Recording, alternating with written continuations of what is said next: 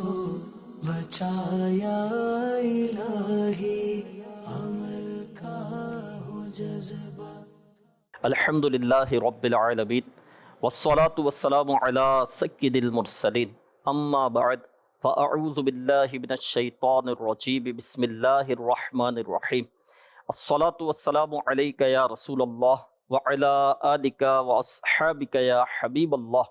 الصلاة والسلام علیک یا نبی اللہ وعلی آلک واصحابک یا نور اللہ۔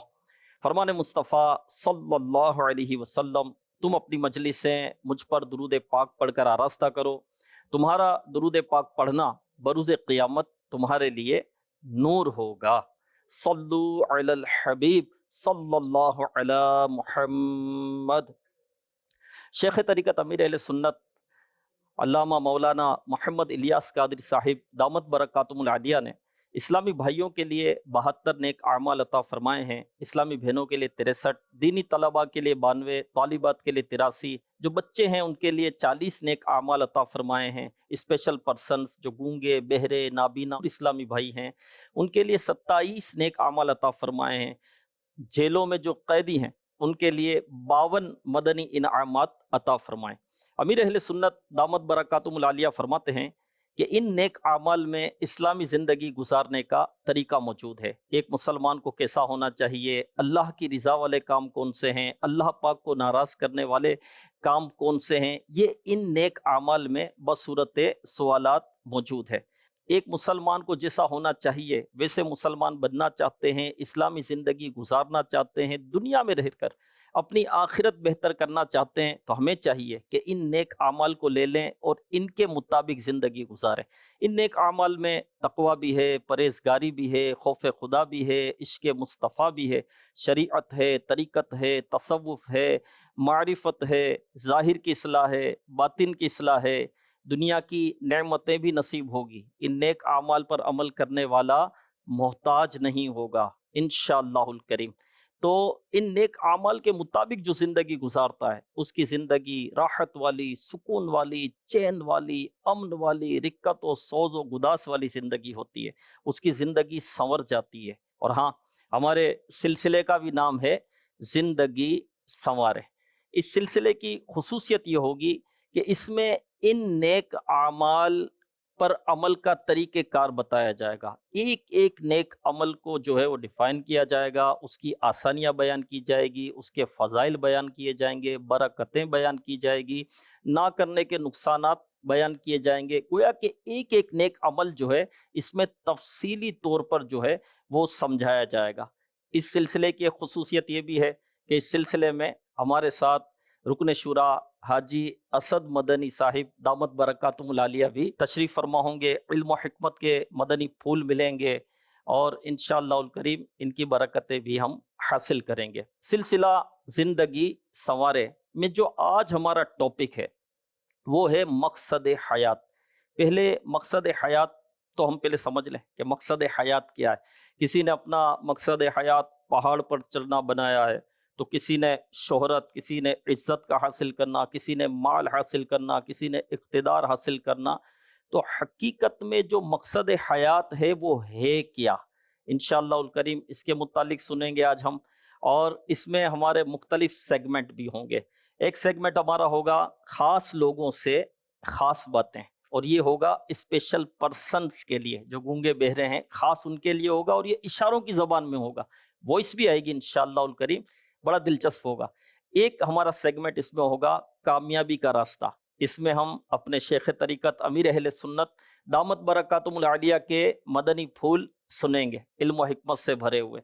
ایک سیگمنٹ ہمارا ہوگا اخلاق سنوارے، اس میں اس نیک عمل پر جو موضوع ہوگا اس پر عمل کس طرح کیا جائے اس کا پریکٹیکل بھی دکھایا جائے گا۔ بہت دلچسپ سلسلہ ہوگا انشاءاللہ الکریم، تو اول تا آخر دیکھنا ہے۔ آئیے ہم رکن شورا حاجی اسد مدنی صاحب دامت برکاتہم العالیہ کی طرف بڑھتے ہیں۔ مقصد حیات قرآن و حدیث کی روشنی میں کیا ہے؟ کیونکہ ایک مسلمان جو اللہ نے فرما دیا، اللہ کے محبوب صلی اللہ علیہ وسلم نے فرما دیا، اس کو لیتا ہے، اس کو مانتا ہے۔ تو قرآن و حدیث کی روشنی میں آپ بیان فرمائیں کہ مقصد حیات کیا ہے؟ مقصد حیات کے تعلق سے اللہ تعالیٰ جل جلالہ کے کئی ایک فرامین اس طرح کے ہیں جو آیات قرآنیہ میں موجود ہیں۔ سب سے پہلے تو ایک قرآنی دعا ہے جس کی طرف ہم سب کی توجہ رہنی چاہیے۔ اللہ تعالیٰ جل جلالہ نے یہ دعا ہمیں تعلیم فرمائی ہے، ربنا ما خلقت ھذا باطلا سبحانک فقنا عذاب النار۔ تو اس کے جو ابتدائی کلمات ہیں نا، اے ہمارے رب تو نے کوئی چیز بیکار پیدا نہیں فرمائی۔ تو اس سے ایک ذہن تو اپنا بنا لینا چاہیے کہ جب اللہ تعالیٰ جل جلالہ نے کوئی بھی چیز بیکار پیدا نہیں فرمائی تو مجھے بھی کسی مقصد کے لیے پیدا کیا گیا۔ چاہے اس کے علاوہ چند ایک آیات مبارکہ کی طرف میں توجہ دلانا چاہوں گا۔ سب سے پہلے پارہ 18 سورۃ المؤمنون، اور سورۃ المؤمنون کی آیت نمبر ہے 115۔ اللہ تعالیٰ جل جلالہ نے ارشاد فرمایا، افحسبتم انما خلقناکم عبثا وانکم الینا لا ترجعون۔ کیا تم یہ گمان کیے بیٹھے ہو کہ ہم نے تمہیں بیکار پیدا کی اور تم ہماری طرف لوٹائے نہیں جاؤ گے؟ اس پہ میں ایک مثال مدنی چینل کے ناظرین کے سامنے رکھنا چاہوں گا کہ جو بھی چیز ہے نا وہ اپنے مقصد ہی میں استعمال ہو تو زیادہ مناسب صورت ہوتی ہے۔ چیز اپنے مقصد سے ہٹ جائے نا تو چیز کا مقصد سے ہٹ جانا، اپنے محل سے ہٹ جانا، یہ ظلم ہوا کرتا ہے۔ ظلم کی تعریف علماء نے جو ذکر فرمائی ہے، یہ تو کئی باتیں ذکر فرمائی گئیں، لیکن ایک تعریف یہ ہے وضع الشیء فی غیر محلی۔ جو ایک چیز کا مناسب مقام ہے نا، اس مناسب مقام سے اسے ہٹا دینا، جس جگہ کے لیے وہ چیز ہے اس جگہ سے اس کو ہٹا دینا، یہ ظلم ہے۔ ٹوپی اور پگڑی اور امامہ سر پر ہی ہوگا، اس کا مناسب مقام سارا ہے، یہ قدموں میں آئے گا تو ظلم ہوگا۔ چاہے جوتے کا مناسب مقام پاؤں ہے، یہ اگر سر پہ آئے گا تو یہ ظلم ہوگا۔ تو اب بندے کو چاہیے کہ غور کرے کہ مجھے کس مقصد کے لیے پیدا کیا گیا۔ چاہے اس میں عام استعمال کی چیزوں کے تعلق سے بھی ایک مثال اگر مدنی چینل کے ناظرین کے سامنے رکھوں، میں نے کسی کو کہا مجھے پانی پلائیے، جس سے پانی طلب کیا گیا نا، وہ پانی پلانے کے لیے تھوک دان یا اگال دان اس میں پانی ڈال کے لے آئے، تو میں تو پانی پینا پسند نہیں کروں گا۔ میرا خیال کوئی بھی نفیس طبیعت اس میں پانی پینا پسند نہیں کرے گی۔ چاہے اگر وہ کہے کہ جناب یہ بھی بازار سے خرید کر لایا ہوں، نہیں ہے بالکل، تھوکا تو تھا لیکن تھوک پاک ہی تو ہوتا ہے، اور اس کے بعد دھو بھی لیا تھا، اور تھوکا نہ بھی ہو تو بھی اس پہ نہیں پیے گا وہ، تو بھی پینے کے لیے تیار نہیں ہوگا نا۔ تھوکا نہیں بھی ہے تو بھی کوئی نہیں پیے گا۔ جی، اس پر اگر سوال کیا جائے نا کہ آپ اس میں پینا کیوں نہیں پسند کرتے ہیں، تو جواب سیدھا سیدھا یہ ملے گا، یہ برتن اس کام کے لیے نہیں بنا۔ اگر تھوکنے کے لیے اور بلغم ڈالنے کے لیے برتن طلب کیا جائے اور اس میں گلاس اور پیالہ دے دیا جائے تو اس میں کو تھوکنا پسند نہیں کرے گا۔ جی، اس پر بھی جو جواب ملے گا وہ یہی کہ یہ برتن اس کام کے لیے نہیں بنا۔ تو جو چیز جس کام کے لیے بنی ہے اس کو اسی جگہ استعمال ہونا چاہیے۔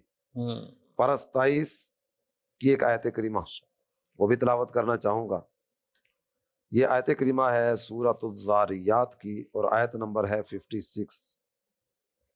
اللہ تعالیٰ جل جلالہ نے ارشاد فرمایا، وما خلقت الجن والانس الا لیعبدون۔ میں نے جن اور انسان اپنی عبادت کے لیے پیدا کی ہے۔ واضح مقصد بیان ہو گیا، بالکل واضح طور پر بیان کر دیا گیا۔ پہلے تو وہ توجہ دلانے کے لیے تھا نا جی کہ کیا تم یہ گمان کرتے ہو کہ ہم نے تمہیں بیکار پیدا کی ہے؟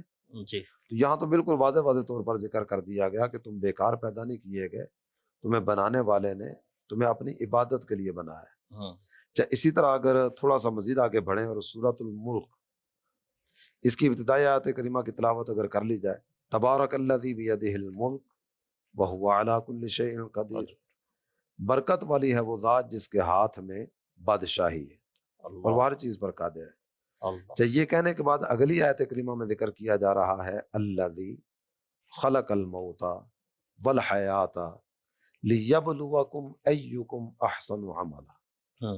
وہی وہ ذات ہے جس نے موت اور زندگی کو پیدا کیا۔ جب موت اور زندگی کو پیدا کرنے کا مقصد کیا ہے؟ تاکہ وہ تمہاری جانچ کرے اور تمہیں آزمائے کہ تم میں سے کس کا عمل اچھا ہے۔ تو ہمیں جو موت اور زندگی کا ایک تصور دیا گیا، ہمیں زندگی عطا کی گئی، اس کے بعد دنیا سے جانا ہے، تو یہ جو دنیا میں ہم آئے نا جی، تو یہ اللہ تعالیٰ جل جلالہ کی بندگی بجا لانے کے لیے، اس کو راضی کرنے کے لیے، اس کی اطاعت و فرمانبرداری کی طرف قدم بڑھانے کے لیے اور نیک اعمال کرنے کے لیے۔ تو میں مزید ایک مقام قرآن پاک کا پڑھنا چاہوں گا۔ جی، सूरत उल इंसान भी इस सूरह मुबारका को कहा जाता है और सूरत दहर भी इसका नाम है। मारूफ नाम सूरत दहर है, लेकिन इस सूरह मुबारका का एक नाम सूरत उल इंसान भी है। इंसान ये 29वें पारे की सूरह मुबारक है और इसका भी बिल्कुल इब्तिदाई हिस्सा पढ़ने जा रहा हूँ जी। हल अता अलल इंसानी हीन मिनद दहरी लम यकुन शैअम मज़कूरा। बेशक आदमी पर एक ऐसा वक्त भी गुजरा है कि ये कुछ भी नहीं था। जब हम सारे आदम से वजूद में आए जी। इब्तिदा में हम कुछ भी नहीं थे। हम इंसान अव्वल अपने वालिद मोहतरम हज़रत आदम अलैहिस्सलाम की बात भी अगर करें तो उन्हें भी अल्लाह ताला जल्ल जलालहू ने अपने दस्ते कुदरत से बनाया जैसा कि उसकी शान के लायक। जी। तो इससे पहले जब तक अल्लाह ताला जल्ल जलालहू ने नहीं बनाया वो भी नहीं थे। तो इंसान पर एक वक्त ऐसा भी था कि ये कुछ भी नहीं था। इन्ना खलकनल इंसान मिन नुतफतिन अमशाज, ये हमारी बात हो रही है कि हमने इंसान को उस कतरे से बनाया जो मिला हुआ कतरा है। कतरा नापाक हमारी तख्लीक का सबब बना। चाहिए तख्लीक का तज़किरा करने के बाद अगला जो लफ्ज़ जिक्र किया जा रहा ना वो है नबतली, हम इसे आजमाएंगे। तो वो आजमाइश वही है कि अवामिर और नवाही का मुकल्लफ इसे बनाया जाएगा, इबादत का हुक्म दिया जाएगा, अपनी इताअत और अपनी बंदगी का हुक्म दिया जाएगा, अपने नबी की पैरवी का हुक्म दिया जाएगा। तो हमने इस इंसान को पैदा किया ताकि हम इसकी जांच करें। तो ये मकामात कुरान पाक के मकसद हयात के ताल्लुक से मैंने पढ़े, जिसमें वाज़े तौर पर जिक्र कर दिया गया कि हम दुनिया में क्यों आए। यानी इंसान जो है वो अल्लाह की इबादत के लिए पैदा हुआ है और एक इसका इम्तिहान भी है, यानी कदम कदम पर उसका इम्तिहान, यानी बेमकसद कोई भी शे पैदा नहीं हुई। हज़रत मूसा अलैहिस्सलातु वस्सलाम ने एक बहुत मामूली कीड़ा देखा और अल्लाह की बारगाह में अर्ज़ की कि या अल्लाह इसे तूने क्यों बनाया है? तो अल्लाह पाक ने फरमाया कि मूसा कुछ देर पहले ये कीड़ा भी मुझसे पूछ रहा था कि तूने मूसा को क्यों बनाया है। तो कोई भी चीज़ जो है वो बेमकसद पैदा नहीं की गई। नाजरीन के सवालात भी हम शामिल करेंगे, रिकॉर्डेड सवालात भी हमारे पास हैं। आइए सवाल सुनते हैं। सैयदी आपकी खिदमत में अर्ज़ है कि देखा यह गया है कि हम दावत इस्लामी के इज्तिमात, मदनी मुज़ाकरे या मदनी काफ़िलों वगैरह में सफ़र करते हैं, तो इस दौरान फ़िक्र आखिरत और दीनी काम करने का या नेकियां करने का जज्बा मिलता है। अच्छा, जब इससे वापसी आते हैं अपने दीगर काम काज में तो ये जज्बा कम होता नज़र आता है।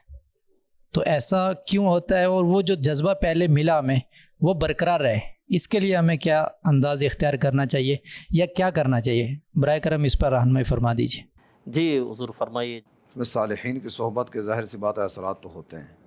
जब किसी अल्लाह ताला जल्ल जलालहू के नेक बंदे की सोहबत में बैठेंगे, तकवा की गुफ्तगू होगी, परहेज़गारी की गुफ्तगू होगी, अल्लाह और उसके रसूल की याद से सरशार होने का मौका मुयस्सर आएगा, तो ऐसी सोहबत का सीधी सी बात है फ़ायदा तो होगा जी। लेकिन जब वहाँ से निकलते हैं ना, तो निकलने के बाद उस सोहबत के असरात उस अंदाज में जारी नहीं रह पाते।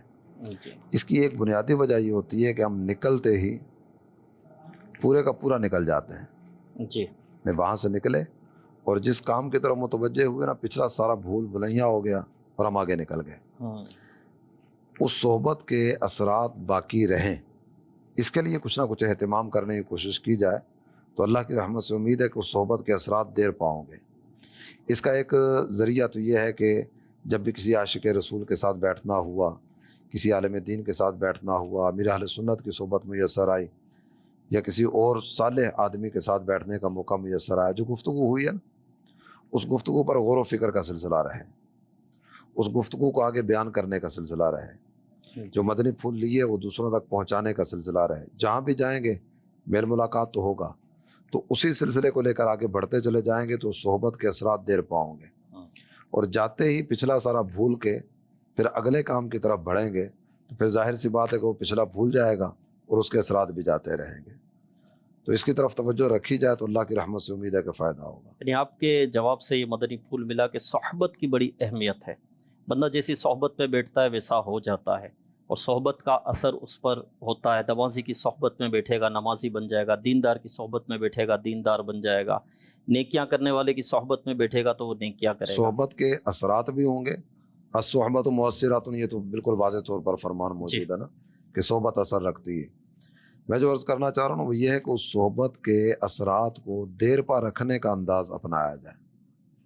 जो सोहबत में मिला उसको ज़हन व दिमाग में रासिख किया जाए, उस पर गौर व फिक्र किया जाए اور جو مدنی پھول ملے نا اس کو آگے بیان کرنے کا سلسلہ کیا جائے، اس سے وہ صحبت کے اثرات دیر پاؤں گے۔ ٹھیک، اللہ پاک ہمیں اچھی صحبتیں نصیب کرے، لیکن صحبتیں بھی تو اس دور میں کم ہے، اتنی صحبتیں ہے نہیں۔ نایاب نہیں ہے، کامیاب ضرور ہے، تلاش کرنی پڑے گی، کوشش کرنی پڑے گی، صالحین کی صحبت ملے گی۔ الحمدللہ دعوت اسلامی کے مدنی ماحول میں کئی اچھی صحبتیں جی میسر آ جاتی ہیں۔ جی ماشاء اللہ الکریم، تو دعوت اسلامی کے مدنی ماحول سے وابستہ رہیں، مستقل مدنی قافلوں میں سفر ہوتا رہے، ہفتہ وار اجتماعات میں شرکت ہوتی رہے، 12 دینی کاموں میں شرکت ہوتی رہے، نیک اعمال کا جائزہ ہوتا رہے، اور اسی طرح مدنی کورسز جو ہوتے ہیں وہ بھی کریں، تو انشاءاللہ الکریم اس کی برکتیں ملے گی، علم حاصل ہوگا، اور پھر اسے آگے پہنچانے کا جذبہ بھی ملے گا۔ آئیے مدنی چینل کے ناظرین، ہم اپنے ایک سیگمنٹ کی طرف بڑھتے ہیں، اور اس سیگمنٹ کا نام ہے کامیابی کا راستہ۔ کئی گھروں میں جی ہاں ڈولفن مچھلی کے آج کل ڈیکوریشن پیس بڑھتے جا رہے ہیں، یا تو توجہ نہیں ہوتی، یا جو بھی مطلب ہو، ڈولفن جو فش ہے اس کے کئی طرح کے شو پیس اور ڈیکوریشن پیس بنائے جاتے ہیں۔ اس طرح اور بھی بعض اوقات مور ٹائپ کے ہوتے ہیں، لیکن وہ بالکل واضح طور پر ہوتے ہیں، جب پتہ چل جاتا ہے یہ جانور۔ تو اس طرح کے جانوروں کے ڈیکوریشن پیس کچھ چھوٹے ٹائپ کے بھی ہوتے ہیں، مگر بہت نمایاں ہوتے ہیں۔ تو اس کی اگر آپ پہچان پیدا کرنے کی عادت پیدا کریں، اور گھروں کو ان چیزوں سے مہربانی کر کے پاک کریں۔ یہ حجی میرے تیرے کو بولیں گے پکی ہے، دوسرا کوئی بولے ان کو یہ منہ سے کھاتے ہیں، ناک سے نہیں کھاتے، ان کو یہ پتہ نہیں کہ ڈولفن مچھلی ہے یار۔ جی کوئی ہے نا مچھلی تو ہے نا جاندار، مطلب بت تو یہ نہیں سمجھ پڑتی، یہ ہم لوگوں کو بولتے ہیں۔ میں بہت گھروں میں گیا ہوں، آپ تو اب جانا شروع کیا نا آپ نے، میں بہت گھروں میں گیا ہوں، بہت گھروں میں رہا ہوں۔ جب دورے کرتا تھا نا، پورے خانے خالی، شوکیس خالی، تو میں کوئی مطلب دودھ تو نہیں پیتا تھا نا، میرے سے پردہ کرتے تھے، فرشتوں سے پردہ نہیں کرتے تھے۔ انڈرسٹوڈ ہے کہ میں جاتا تھا تو یہ خالی کر دیتے تھے کہ یہ کہیں پھر لیکچر دے گا ہم کو۔ تو یہ مطلب ہے کہ نس نس میں اتر گئی ہے یہ آفت، گھر میں بت سجانے کی۔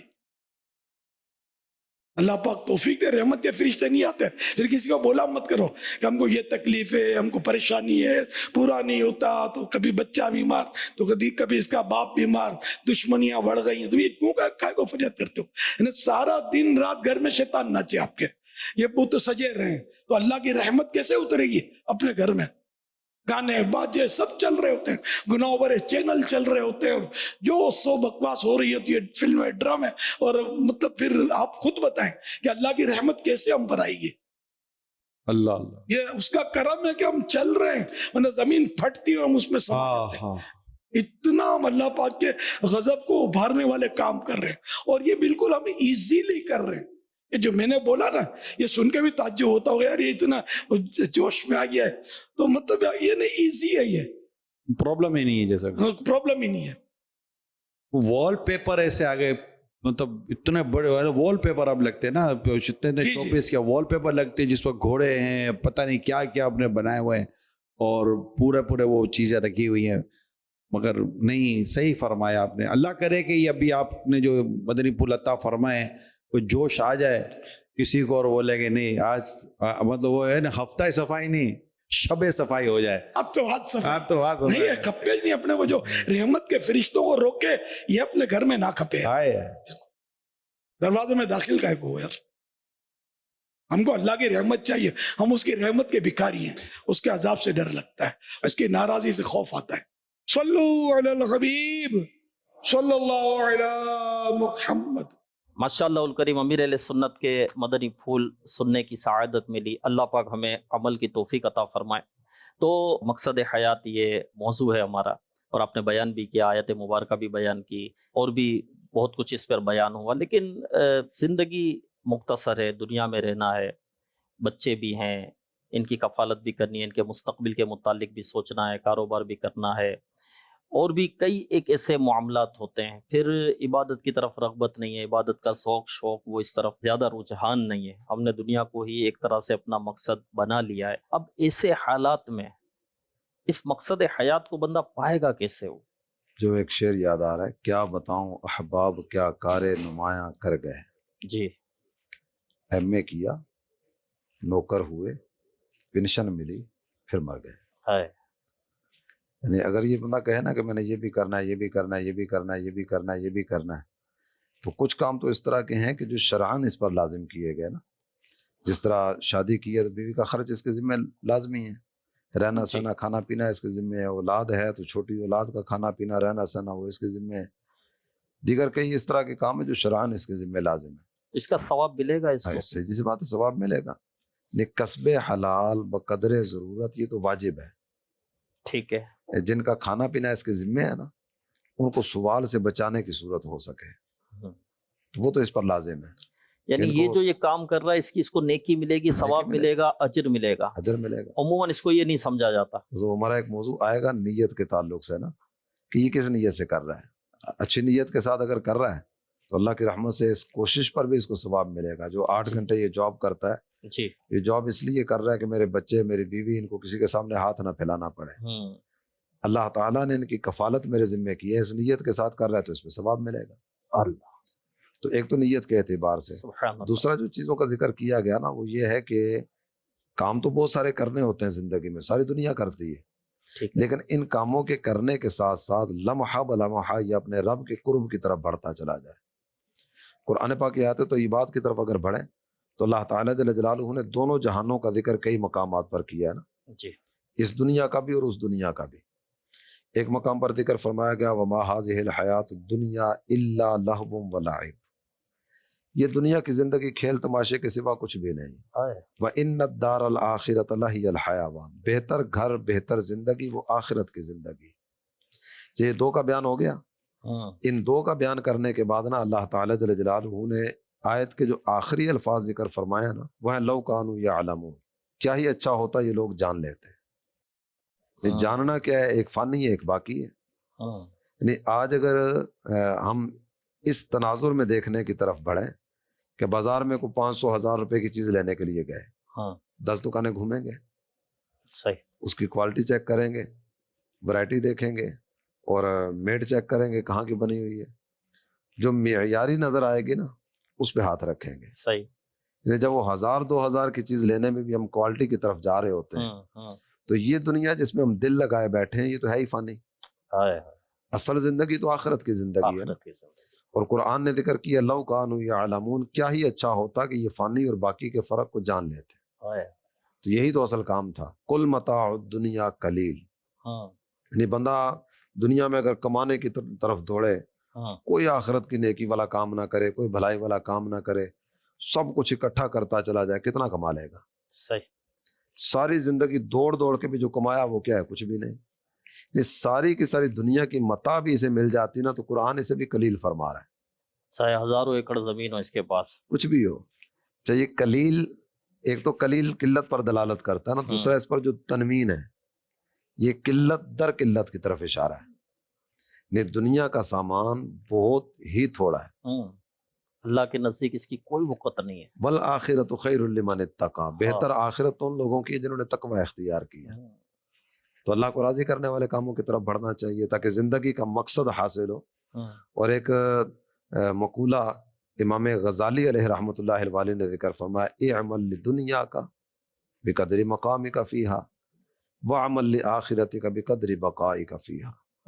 دنیا کے لیے اتنا کرو جتنا یہاں رہنا، اور آخرت کے لیے اتنا کرو جتنا وہاں رہنا. بات بالکل واضح واضح سی ہے. یہاں کو جی لے گا تو زیادہ سے زیادہ کتنا جی لے گا؟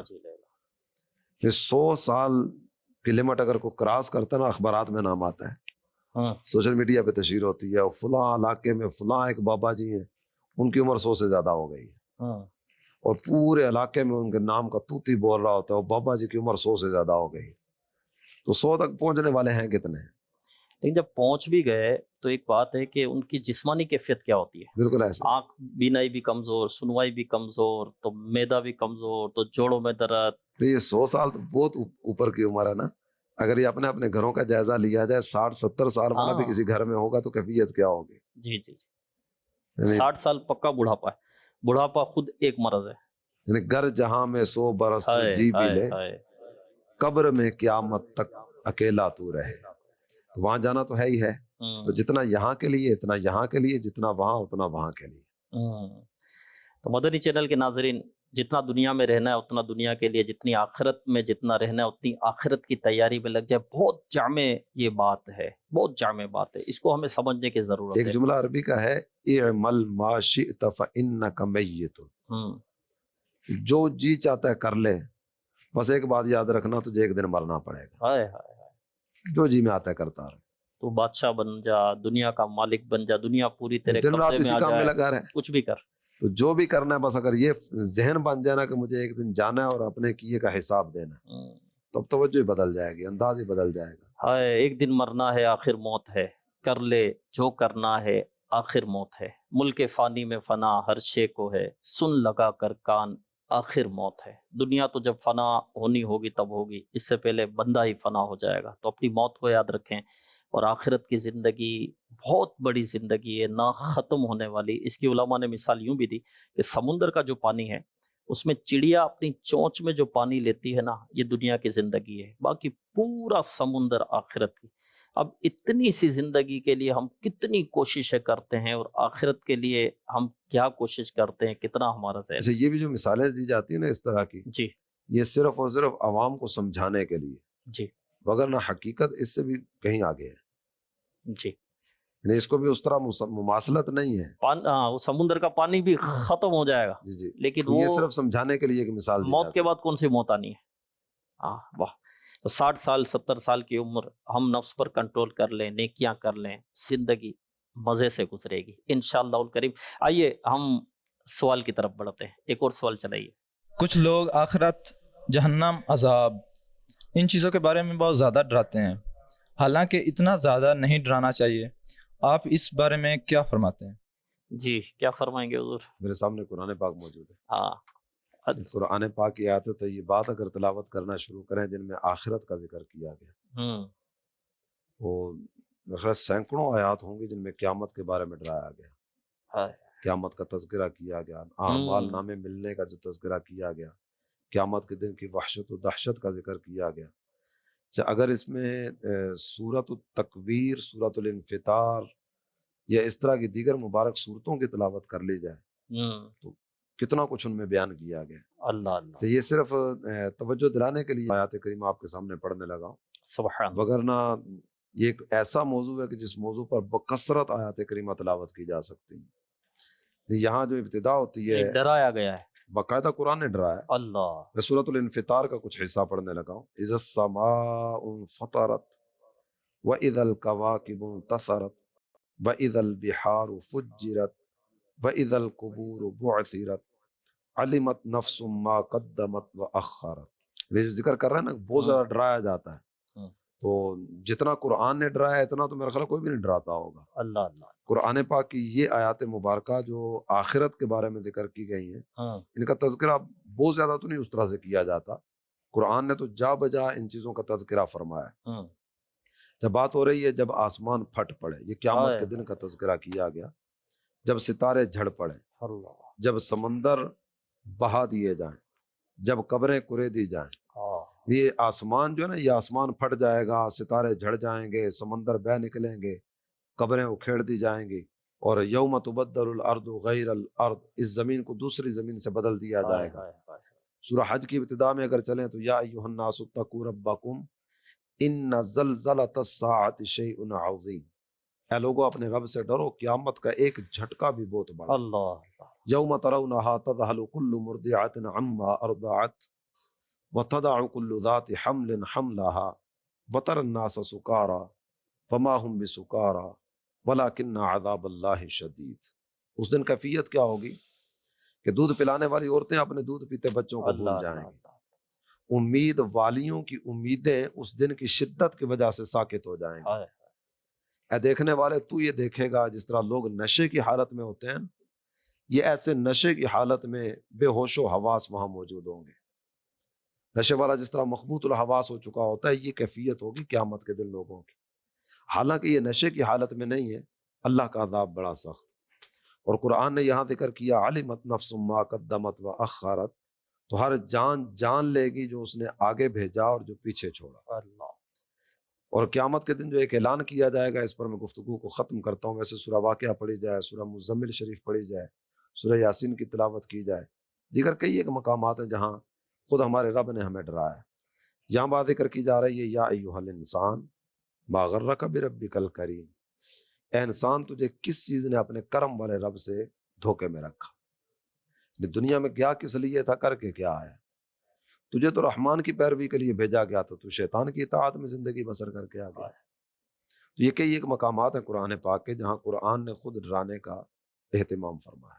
یعنی قرآن نے ڈرایا ہے، اور یہ انسان کی ایک فطرت بھی لگتی ہے کہ اس کو جب ڈرایا جائے نا تو بات وہ ماننے کی طرف آتا ہے. وہ بات ماننے کی طرف آتا ہے. اب ہم بہت سارے کام ایسے ہوتے ہیں جو خوف کے سبب کر رہے ہوتے ہیں.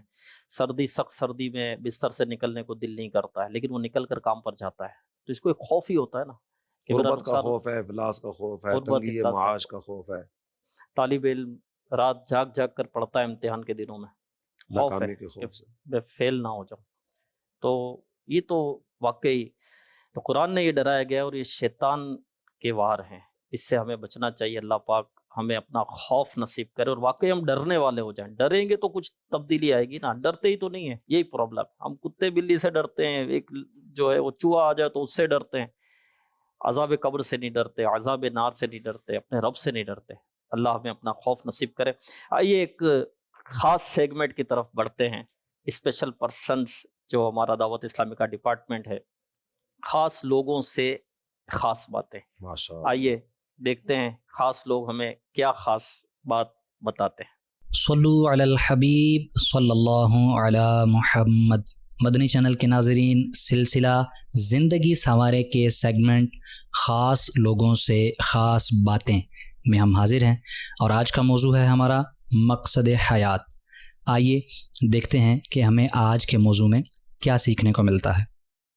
دعوت اسلامی کے امیر مولانا الیاس قادری صاحب دامت برکاتہم العالیہ کے رسالے انمول ہیرے کے صفحہ نمبر 2 پر تحریر ہے کہ ایک بادشاہ اپنے مصاحبوں کے ساتھ کسی باغ کے قریب سے گزر رہا تھا کہ اس نے دیکھا باغ میں سے کوئی شخص سنگریزے یعنی چھوٹے چھوٹے پتھر پھینک رہا ہے. ایک سنگریزہ خود اس کو بھی آ کر لگا. اس نے خدام کو دوڑایا کہ جا کر سنگریزے پھینکنے والے کو پکڑ کر میرے پاس حاضر کرو. چنانچہ خدام نے ایک گنوار کو حاضر کر دیا. بادشاہ نے کہا، یہ سنگریزے تم نے کہاں سے حاصل کیے؟ اس نے ڈرتے ڈرتے کہا، میں ویرانے میں سیر کر رہا تھا، میری نظر ان خوبصورت سنگریزوں پر پڑی، میں نے ان کو جھولی میں بھر لیا. اس کے بعد پھرتا پھراتا اس باغ میں آ نکلا اور پھل توڑنے کے لیے یہ سنگریزے استعمال کیے. بادشاہ نے کہا، تم ان سنگریزوں کی قیمت جانتے ہو؟ اس نے عرض کی، نہیں. بادشاہ بولا، یہ پتھر کے ٹکڑے دراصل انمول ہیرے تھے جنہیں تم نادانی کے سبب ضائع کر چکے. اس پر وہ شخص افسوس کرنے لگا، مگر اب اس کا افسوس کرنا بیکار تھا کہ وہ انمول ہیرے اس کے ہاتھ سے نکل چکے تھے. میرے میٹھے اور پیارے اسلامی بھائیوں، یہ حکایت ہمیں اپنی زندگی کے قیمتی لمحات کی قدردانی کا سبق دے رہی ہے کہ گزرتے وقت کا ہر لمحہ ایک قیمتی ہیرا ہے. اگر اسے یوں ہی بیکار ضائع کر دیا تو سوائے حسرت و ندامت کے کچھ ہاتھ نہ آئے گا. جس طرح اس دیہاتی شخص کا حال ان انمول ہیروں کو ضائع کر کے ہوا، یقیناً جو لوگ اپنی زندگی کے ان انمول ہیروں کی قدر کرتے ہیں انہیں کل بروز قیامت بارگاہ رب العزت میں پیش ہوتے ہوئے کوئی شرمساری نہ ہوگی. چنانچہ ایک بزرگ رحمۃ اللہ تعالی علیہ کے متعلق مروی ہے کہ وہ اپنی حیات مستعار کے قیمتی لمحات فضولیات میں برباد کرنے کے بجائے گھر کے بالا خانے یعنی اوپر کی منزل کے کمرے میں 60 سال تک روزانہ دن اور رات میں ایک ایک قرآن کریم پڑھا کرتے. جب کمزوری اور ضعف کی وجہ سے بالا خانے پر بار بار اترنا چڑھنا دشوار ہو گیا تو آپ رحمۃ اللہ تعالی علیہ نے اترنا ہی چھوڑ دیا، یہاں تک کہ اپنی آخرت سنوارنے اور رب کو راضی کرنے کے لیے عبادت و ریاضت میں اس قدر مشغول ہوئے کہ آپ رحمۃ اللہ علیہ نے 40 برس تک زمین پر پہلو نہ لگایا. یعنی مسلسل عبادت کے باعث آرام کو ترک فرما دیا، اور جب آپ رحمۃ اللہ علیہ کا اس جہان فانی سے کوچ کا وقت قریب آیا تو آپ کے صاحبزادے ابراہیم بن ابو بکر رونے لگے۔ آپ رحمۃ اللہ علیہ نے ان سے ارشاد فرمایا، کیا تمہارے خیال میں اللہ عز و جل تمہارے باپ کے وہ 40 سال ضائع فرما دے گا جن میں اس نے ہر شب میں ایک قرآن کریم پڑھا ہے؟ سبحان اللہ۔ پیارے اسلامی بھائیوں، دیکھا آپ نے، جو لوگ دنیا میں اپنے وقت کی قدر کرتے ہیں اور منزل حقیقی تک پہنچنے کے لیے وافر مقدار میں زاد راہ اکٹھا کر لیتے ہیں، تو اس جہان فانی سے کوچ کرتے وقت انہیں کوئی افسوس نہیں ہوتا، بلکہ وہ تو بخوشی خود آگے بڑھ کر موت کو بھی اس لیے گلے سے لگاتے ہیں کہ فانی لذتوں سے جان چھڑا کر ابدی نعمتوں کے سائے میں جلد از جلد پہنچ جائیں۔ لہٰذا ہمیں اپنی مقصد حیات کو مد نظر رکھنا چاہیے کہ اللہ تبارک و تعالی نے ہمیں خاص اپنی عبادت کے لیے پیدا کیا، لہٰذا ہمیں چاہیے کہ ہم اپنے دن رات کو اللہ تبارک و تعالی کی عبادت میں گزاریں۔ جزاک اللہ خیرا۔ آپ نے اشاروں کی زبان میں جو ہے وہ مدنی پھول سنے۔ دعوت اسلامی کے مدنی ماحول میں اسپیشل پرسنز کا بھی یہ ایک شعبہ ہے جس میں مبلغین باقاعدہ اشاروں کی زبان سیکھتے ہیں، اور اشاروں کی زبان سیکھ کر گونگے بہرے اسلامی بھائیوں کے پاس جا کر انہیں اشاروں کی زبان میں نیکی کی دعوت دیتے۔ تو آپ کے بھی کوئی جاننے والے ہوں تو ان کو بھی دعوت اسلامی کے مدنی ماحول سے بھی وابستہ کریں، اور یہ سیگمنٹ بھی ان کو ضرور دکھائیں۔ آج کے باقاعدہ سے ہمارے اس شعبے کے تحت تربیت دی جاتی ہے اسلامی بھائیوں کو اشاروں کی، جن کا یہ سیگمنٹ ابھی دیکھنے کی سعادت ہم نے حاصل کی ہے۔ ماشاءاللہ یہ بھی بولتے ہیں اور بہت اچھا بولتے ہیں، لیکن یہ صرف ایک تربیت کے لیے کہ اس شعبے میں کام کرنا ہے، تو جب تک اشاروں کی زبان نہیں آئے گی کام کیسے کریں گے؟ جی، لوگ دنیاوی کورسز کرتے ہیں اپنی دنیا سنوارنے کے لیے، دعوت اسلامی کے مبلغین اشاروں کی زبان سیکھتے ہیں گونگے بہروں کو نیکی کی دعوت دینے کے لیے، دین کی طرف لانے کے لیے، اور ایک بڑی تعداد جو ہے الحمدللہ اسپیشل پرسنز کی دعوت اسلامی کے مدنی ماحول سے وابستہ ہے۔ تو آج کے سلسلے میں ہمیں بہت سارے مدنی پھول ملے، مقصد حیات واقعی سمجھ میں آیا، اور اس کو ہم لیں، جیسا کہ ہم نے یہ بھی صحبت کے متعلق سنا تھا کہ صحبت ملے، جو کچھ ہمیں ملتا ہے اس کو ہم آگے بھی بڑھائیں، اسے ہم یاد بھی رکھیں۔ تو انشاءاللہ الکریم مقصد حیات اگر سمجھ میں آ گیا تو ہمارا جو ہے دنیا بھی اچھی ہو جائے گی، ہماری آخرت بھی بھلی ہوگی۔ زندگی ایک ہی ہے، مرنے کے بعد کوئی موقع نہیں ملے گا، نہ ہی کچھ ایسا ہے کہ چلو بھائی 60 سال کی آپ کی عمر اور ہمیں پتہ ہے کہ بھائی ہم 60 سال جئیں گے تو 40 سال جو کرنا ہے کر لو، 20 سال آخرت کی تیاری کر لو، ایسا بھی نہیں ہے۔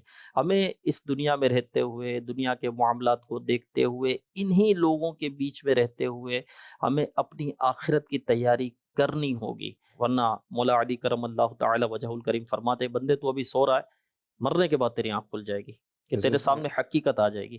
اس میں ایک چیز یہ بھی ہے کہ آنے سے تو 9 ماہ پہلے پتہ چل جاتا ہے کہ بچہ آنے والا ہے، جی، جانے سے 9 سیکنڈ پہلے بھی پتہ نہیں ہوتا۔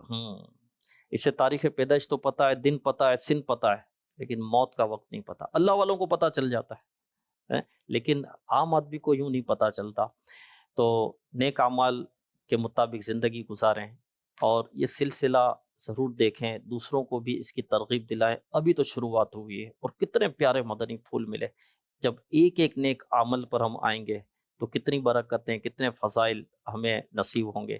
اللہ پاک ہمیں نیک اعمال کرنے کی توفیق عطا فرمائے، اور نیک اعمال کے مطابق زندگی گزارنے کی سعادت نصیب کرے۔ صلو علی الحبیب صلی اللہ علی محمد۔ عمل کا جذبہ عطا یا الہی، گناہوں سے مجھ کو بچایا الہی، عمل کا ہو جذبہ